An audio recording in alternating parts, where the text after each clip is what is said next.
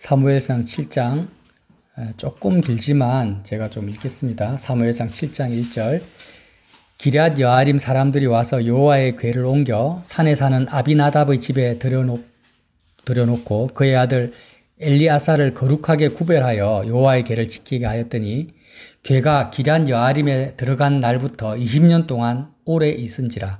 이스라엘 온 족속이 여호와를 사모하니라.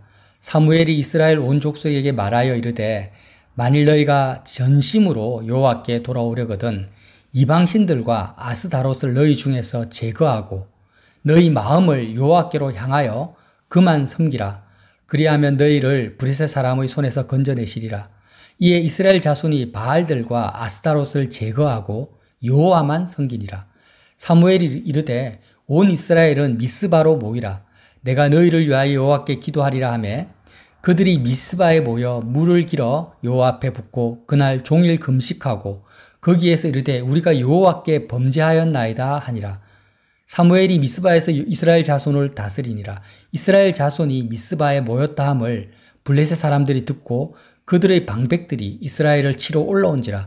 이스라엘 자손들이 듣고 블레셋 사람들을 두려워하여 이스라엘 자손이 사무엘에게 이르되 당신은 우리를 위하여 우리 하나님 여호와께 쉬지 말고 부르짖어 우리를 블레셋 사람들의 손에서 구원하시게 하소서 하니 사무엘이 젖 먹는 어린 양 하나를 가져다가 온전한 번제를 여호와께 드리고 이스라엘을 위하여 여호와께 부르짖음에 여호와께서 응답하셨더라.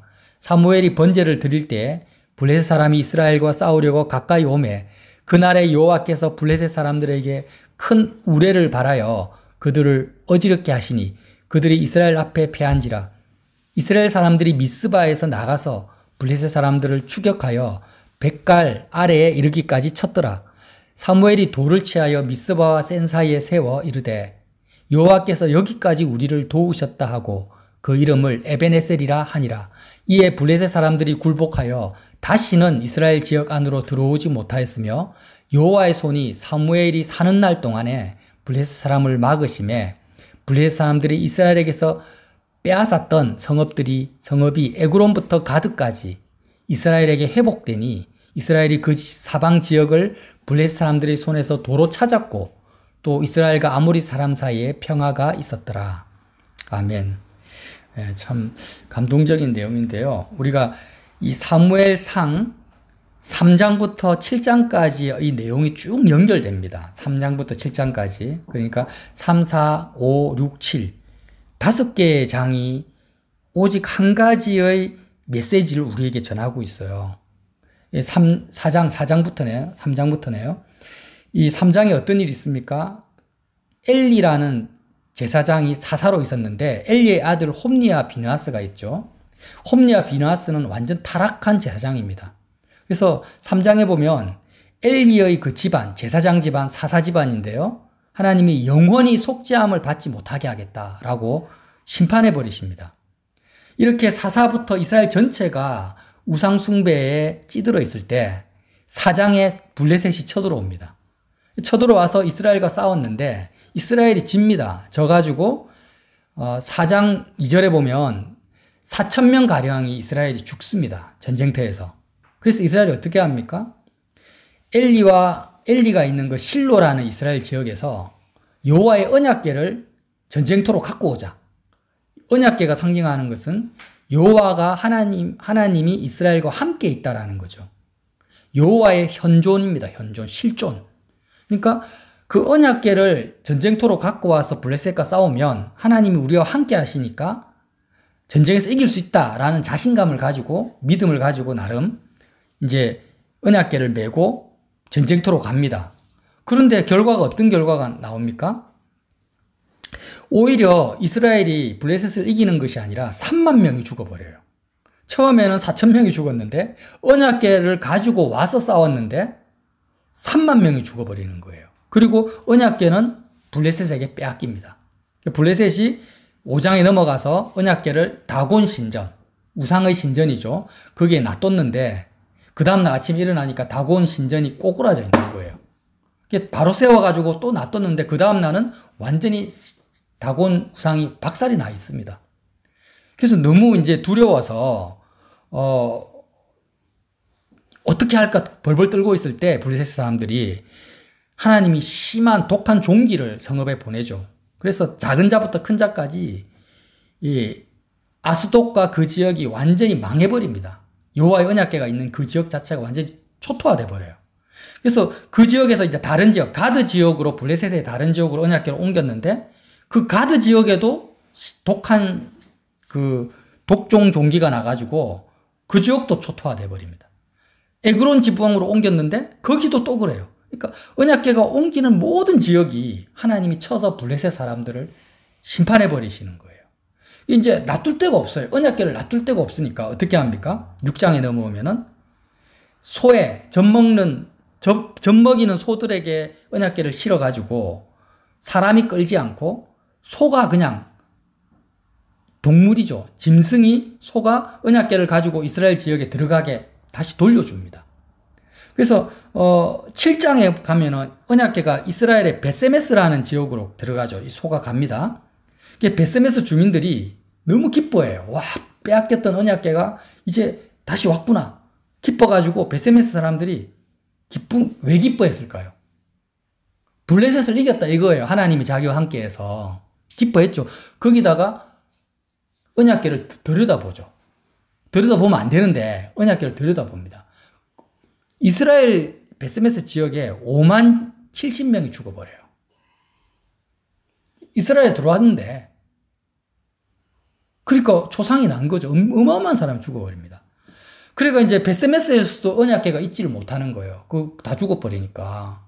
어디로 갑니까? 이제 7장에 오늘 읽었잖아요. 오늘 읽은 말씀. 기럇 여아림 사람들이 와서 여호와의 언약궤를 옮겼는데 이 지역의 산에 사는 아비나답의 집에 언약궤를 데려다 놓습니다. 아비나답과 아비나답의 아들 엘리아살이라는 아들이 20년 동안 아비나답의 집에서 언약궤가 머물러 있는 거예요. 드디어 거기서는 재앙이나 심판이 또 종기가 일어나지 않고 20년 동안 언약궤가 있는 가운데 이스라엘 백성이 지금 우리가 나눴던 3장, 4장, 5장, 6장, 7장까지의 쭉 히스토리를 다 보고 경험을 다 한 거예요. 다 하고 나서 여호와를 사모하기 시작합니다. 드디어 여호와를 사모했다라는 말씀이 7장 2절에 기록되어 있는 거예요. 그때 사무엘이 사사가 되죠. 사사가 되어가지고 7장 3절에 뭐라고 합니까? 사무엘이 이스라엘 온 족속에게 말하여 이르되 만일 너희가 전심으로 여호와께 돌아오려거든 여호와를 사모하는 이스라엘 백성에게 말하는 거예요. 전심으로 여호와께 돌아오려거든 이방 신들과 아스다롯을 너희 중에서 제거하고 너희 마음을 여호와께로 향하여 그만 섬기라 이렇게 말을 해요. 이 사무엘을 말을 듣고 미스바에 모여서 금식을 합니다. 금식을 하는데 온 이스라엘 백성이 거기서 회개를 해요. 미스바 성에 미스바 회개라고 하죠. 그때 이제 블레셋 사람들이 이 정보를 듣고 야 이스라엘 백성들이 전부 미스바에 모여 있으니까 방어 지역이 이제 텅 비어 있는 거예요. 전쟁 준비가 아무것도 안 됐으니까 이스라엘을 공격할 절호의 기회다 하고 쳐들어옵니다. 그러면 이제는 이스라엘 백성들은 말과 병거도 없죠. 전쟁 준비도 없죠. 하나님을 섬기기 위해서 한 군데 모여 있으니까 다른 마을들이 텅텅 비어 있으니까 이제는 꼼짝없이 멸망할 수밖에 없는 운명에 처해진 거예요. 그때 뭐라고 합니까? 사무엘에게 사무엘이여 우리를 위해서 전심으로 하나님께 부르짖어 달라고 해요. 우리는 이제는 블레셋을 막을 수 있는 어떤 수단도 없어요. 하나님이 살아계시면 우리는 살 것이고 하나님이 응답하지 않으면 우리는 그대로 죽습니다. 이렇게 기도했는데 놀라운 일이 벌어져요. 하나님께서 우레를 보내죠. 번개로서 하늘에서 번개가 쳐가지고 블레셋 사람들을 쫓아내버리는 거예요. 그래서 그때 이 놀라운 사건 앞에서 이후로 어떤 일이 벌어집니까? 블레셋 사람들이 전부 이스라엘 지역 안에 다시는 들어오지 못해요. 사무엘이 사는 날 동안. 이스라엘이 블레셋에게 빼앗겼던 모든 지역이 다 회복돼 버립니다. 단 한 번의 싸움도 없이. 앞에서는 블레셋과 치열하게 싸웠는데 싸우고 지고 언약궤 들고 가서 또 죽고 이런 일이 벌어졌는데 미스바에서는요 아무것도 안 해요. 그냥 모여가지고 금식하며 기도한 것밖에 없는데 하나님께서 블레셋을 물리치고 빼앗겼던 모든 지역 블레셋 주변에 있는 모든 국가까지 완전히 평정시켜버리는 거예요. 이스라엘 백성 손 하나 안 댔어요. 자, 이 사건을 통해서 여호와 하나님께서 우리에게 주시고자 하는 너무나 선명한 메시지가 있다라는 거예요. 그게 뭡니까? 하나님께 전심으로 돌아오려면 조건이 있는 거예요. 우상을 제거하고 오라는 거예요. 우상을 제거하고. 사무엘이 그렇게 말하죠. 너희가 전심으로 여호와께 돌아오려거든 이방신들과 아스타롯을 너희 중에서 제거해라. 이방신들이라는 것은 바알을 말하거든요. 바알도 종류가 많아요. 바알들이라고 합니다. 어떤 성경에는 바알들. 아스타롯은 뭐냐? 바알의 부인이에요. 여신입니다. 여신. 바알과 남자 신인 바알과 여자 신인 아스타롯이 부부죠. 이렇게 만나서 풍요와 다산을 상징하는 거예요. 그러니까 구약에 나타난 바알과 아스타롯은 특정한 어떤 절대신 유일신이 아니에요. 너무나 이스라엘 백성들도 바알과 아스타롯을 섬겼고 이방인들 블레셋도 섬기고 있었는데 바알과 아스타롯이 상징하는 것이 뭔지를 우리가 선명하게 짚고 넘어가야만이 이 본문이 이해가 됩니다. 이 땅을 향한 풍요와 다산, 그게 상징하는 게 뭡니까? 이 세상을 향한 나의 바람과 소원이에요. 내 자녀가 잘 됐으면 좋겠다. 사업이 잘 됐으면 좋겠다. 몸이 건강해지면 좋겠다. 내가 좀 더 나은 연봉을 받은 직장에 가고 싶다. 인간관계가 어떻게 돼. 그러니까 이 세상을 향한, 이 땅을 향한 사람들의 마음에 생기는 소원과 바람을 하나의 형상화시킨 거예요. 형상화. 형상화시킨 그게 뭐냐? 바알과 아스타롯이라는 거예요. 사무엘 선지자가 하는 말은 너희가 전심이라는 이 단어는요, 시편부터 시작해서 구약 성경 전체를 관통하고 있습니다. 말 그대로 온 마음이죠, 온 마음. 여호와께 온 마음으로 돌아오려면 너희 마음에서 이 땅을 향한 마음, 이 세상을 향한 바람, 그것이 조금이라도 있으면 안 된다.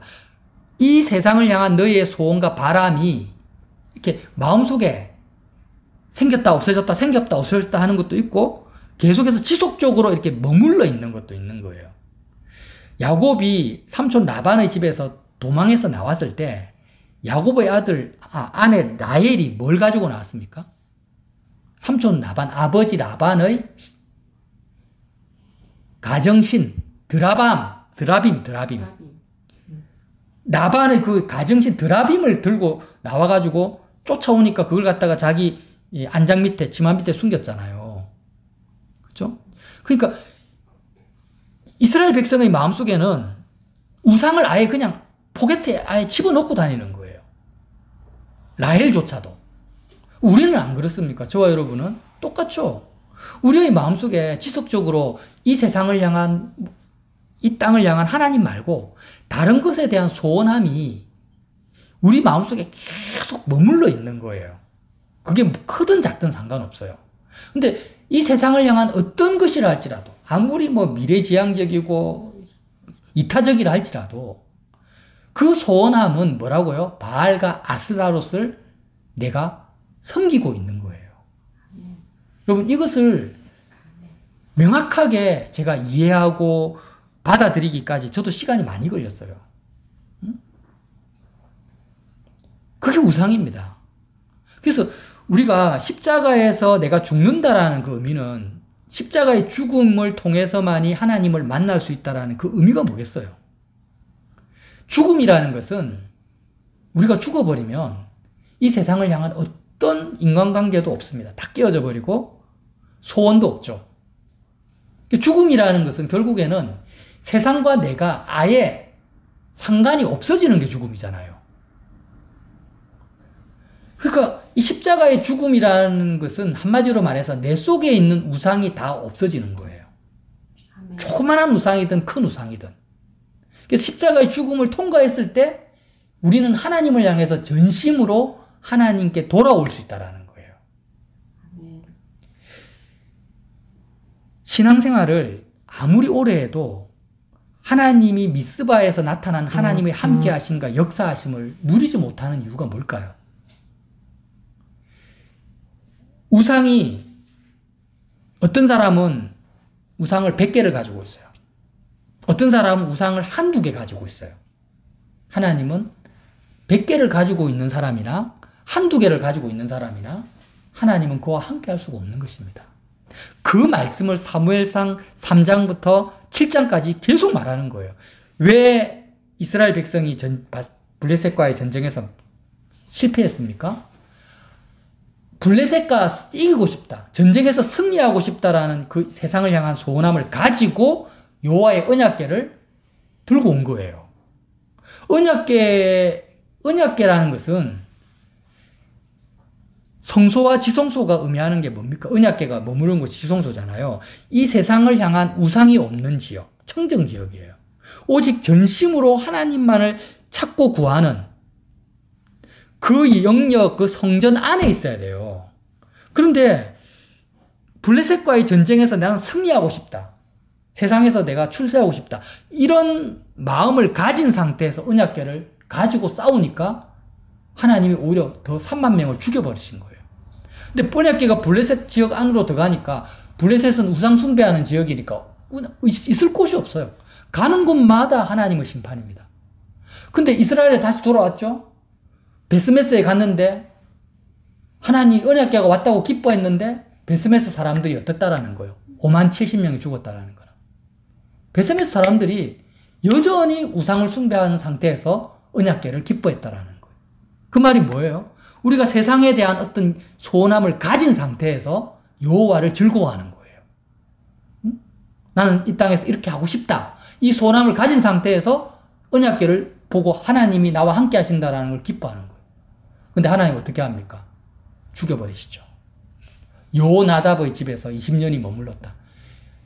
블레셋과 그 시대 이스라엘 전역에서 정말 하나님만을 전심으로 찾는 사람이 오직 한 가정 있었어요. 한 가정. 여호나답. 그 한 가정인 거. 그것도 어디에 사나? 도시가 아니에요. 산에 있어요. 산에. 기럇 여아림이라는 아주 총구석에, 거기 총구석에서도 아주 외곽 지역에 산속에 여호나답이라는 한 가정이 있었는데, 그 여호나답과 아들 엘리야살만이 우상이 없는 거예요. 마음에 이 세상에 대한 소원이 없는 거예요. 하나님만을 찾고 있었던 거예요. 거기서 20년 있었던 거예요.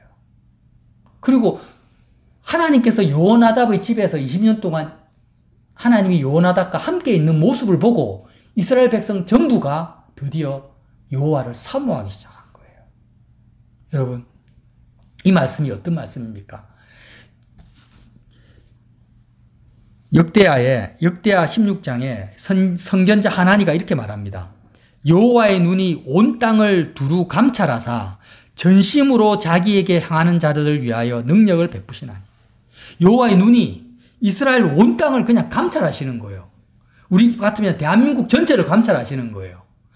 마음에 라헬처럼 드라빔을 품고 있지 않고, 바알과 아스타롯, 세상을 향한 어떤 소원도 가지고 있지 않고, 정말 전심으로 우상을 제거하고 여호와를 찾는 한 사람이 어디에 있나?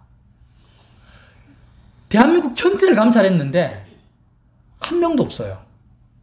블레셋 전체를 감찰 한 명도 없어요. 이스라엘 전체를 감찰했는데 두루 다니면서 했는데 한 가정이 있는 거예요. 아비나답.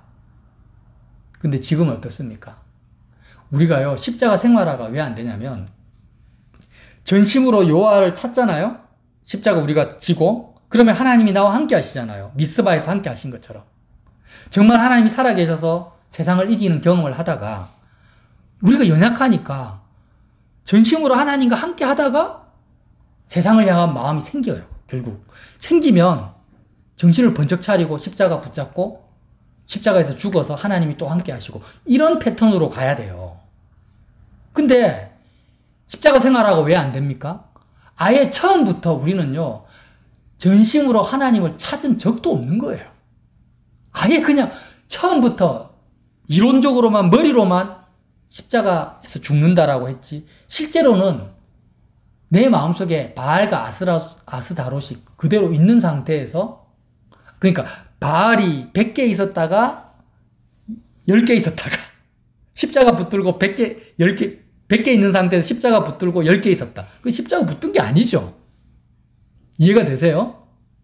머리로만 십자가 붙들고 하나님과 죽었다 이렇게 하고 100개에서 10개로 줄었다가, 그럼 하나님 함께 못 하시잖아요. 똑같아요. 평강도 없어요. 그러다가 또 뵙게 됐다가 이런 식으로 10년, 20년, 100년을 해봤자 아무 기쁨도 없고 평강도 없고 재미도 없었던 거예요. 근데 출발점이 어디냐? 미스바인 거, 미스바.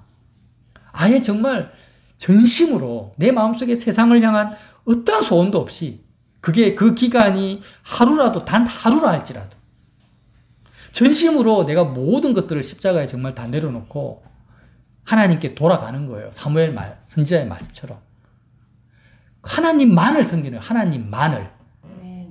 그렇게 하나님만을 섬기면 어떤 세상의 문제, 블레셋이 쳐들어온다 할지라도 하나님이 하늘에서 번개를 때려서라도 나와 함께 하시는 걸 경험을 하는 거예요.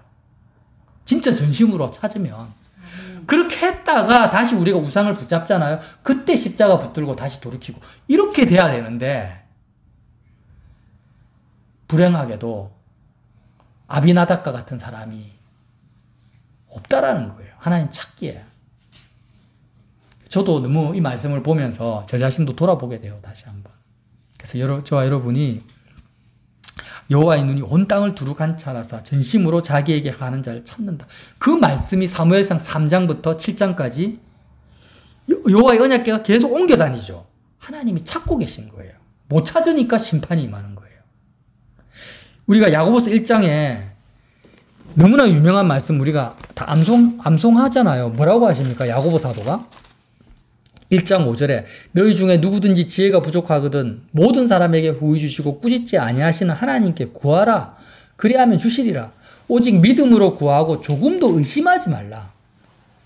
의심하는 자는 마치 바람에 밀려 요동하는 바다 물결 같으니 이런 사람은 무엇이든지 주께 얻기를 생각하지 말라.